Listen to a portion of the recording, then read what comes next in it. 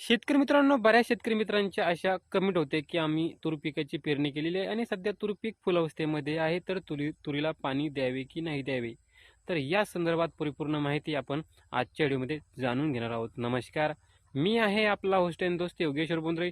तुम्हा सर्वांचं पुन्हा एकदा आपल्या बोंद्रे ॲग्रीटेक या शेतीविषयक यूट्यूब चॅनल आणि इन्स्टा पेजमध्ये स्वागत करतो. तर शेतकरी मित्रांनो, आता तूर पीक जर तुमचं फुल अवस्थेमध्ये असेल, जर तुमच्या पिकाला जर तुम्ही पाणी द्यायचा विचार करत असाल, तर तुम्ही तूर पिकाला फुल अवस्थेमध्ये पाणी देणं टाळलं पाहिजे. आता पाणी तुम्ही केव्हा देऊ शकता? जर तुमची जमीन हलकी असेल, पाठ वावर असेल आणि जर तुमची तूर पीक सुकत असेल, तर तुम्ही तेव्हा पाणी देऊ शकता. जर तुमचं तूर पिकीचं वावरामध्ये तुम्ही रोट्या केलेल्या असेल किंवा वखरणी वगैरे करत असाल, जमीन भुसभुशीत असेल आणि जर भारी जंगल असेल, तर त्या तूर पिकामध्ये जर तुमची त्या शेतामध्ये जर तुमची तूर सुकत नसेल, तर त्या अवस्थेमध्ये तुम्ही पाणी देऊ नये. जर तुम्ही तूर पिकाला फुल अवस्थेमध्ये भारी जमिनीमध्ये जर गऱ्या असलेल्या वावरामध्ये जर भरपूर प्रमाणात जर पाणी दिलं, तर त्या ठिकाणी तुरीला त्या ठिकाणी फक्त फुलं लागतात. फुलाचं रूपांतर शेंगामध्ये होत नाही.